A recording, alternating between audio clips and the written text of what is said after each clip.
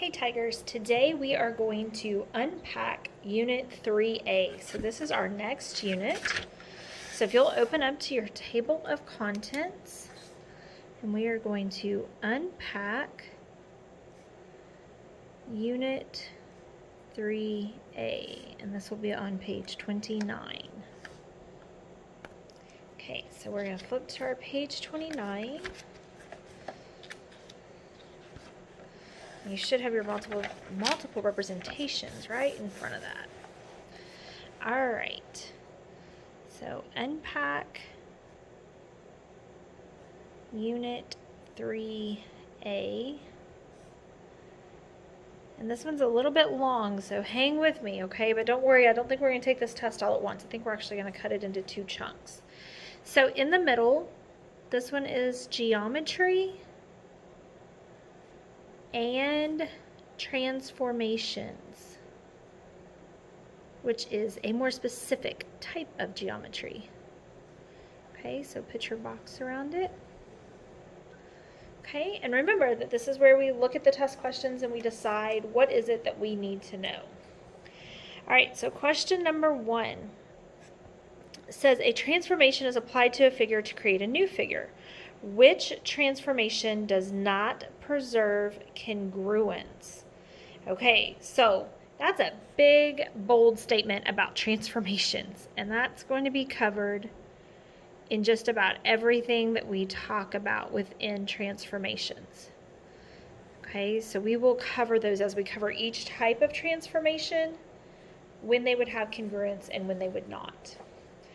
All right, so number 2, choose the rule that describes the translation of quadrilateral WXYZ to W prime, X prime, Y prime, Z prime. So if we're going from here to here, what was the translation rule? Okay, so transformations, one type is translations. Okay, so this is one type of transformation, and we're going to need to know rules. Translation's kind of the easy one. It just means it slides. All right, so question number 3, choose the rule that describes the reflection. Okay, so that's another type of transformation.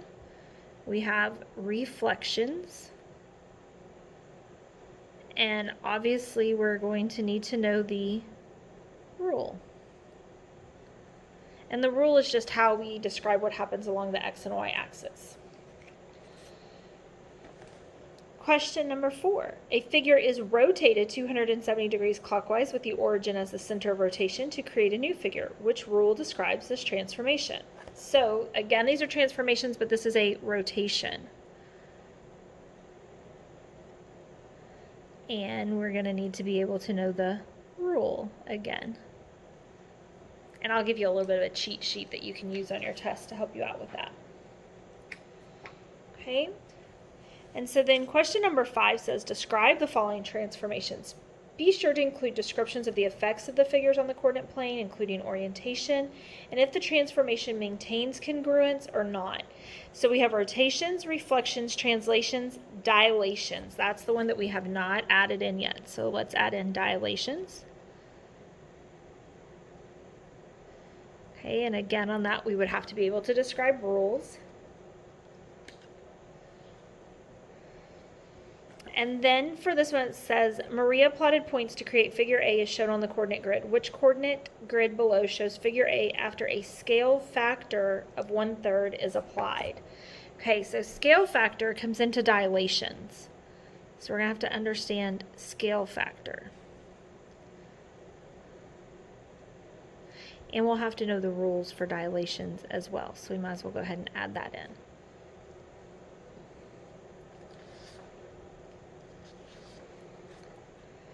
All right, question number 7. 2 similar quadrilaterals are shown below. The ratio of the lengths of the corresponding sides, MN and ST, is 2 to 3 respectively. What is the measure of RS? So we're going to have to do similar figures. Okay, so similar figures.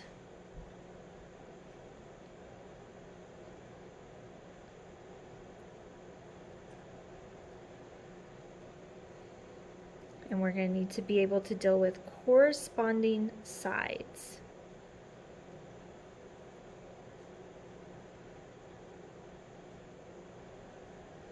Okay, and corresponding just means that they're in the same location on that shape. The graph below shows that triangle ABC is a dilation of triangle DEF, which rule was used to create triangle ABC. So again, that's a dilation and a rule. Question number 9, polygon ABCDEF was dilated to form polygon PQRSTU. Which rule was used to dilate the polygon? Okay, so dilation in the rule. Question 10 says the dimensions of a rectangle are dilated using a scale factor of 2/3. What is the relationship between the new area and the original area? So dilations and scale factor. So lots of repeating.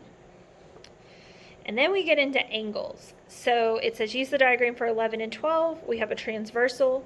It says if angle 5 is 124, what is the measure of angle 8? So 5 and 8.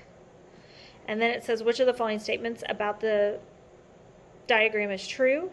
Complementary, vertical, alternate interior, and corresponding. So it looks like there's some types of angles we need to know. So we're going to have to deal with angles. We're going to need to deal with complementary.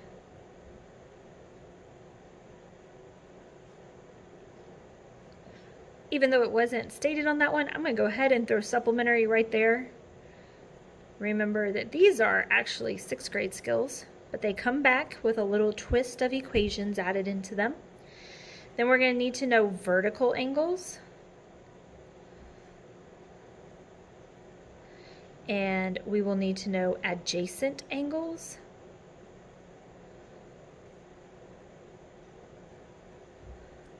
Okay. And corresponding. Try to squeeze that in there. Corresponding angles.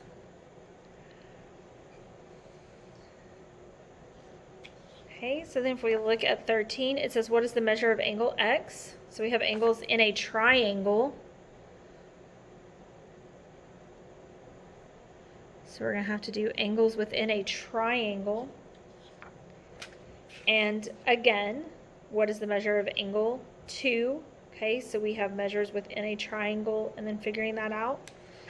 Question number 15, the graph below shows that triangle ABC is a dilation of triangle DF. What's the measure? Okay, so we'll look at the dilations and understand whether that affects angles or not. And then quadrilateral RSTU is similar to quadrilateral JKLM, which statement is not true. So remember, we already have similar figures listed right there. And then question number 17, which of the following pairs from the diagram is not supplementary? Okay, so we got our supplementary right here. And what is the sum of supplementary angles? So again, we have our supplementary right there. All right, so that looks like a whole lot, and it was 18 questions on the common assessment, but don't worry, I think we're going to break this into 2 parts and have some angles and some transformations. And we'll throw similar figures in there somewhere. All right, hope you got this into your journal and that you have a great day. Bye, guys.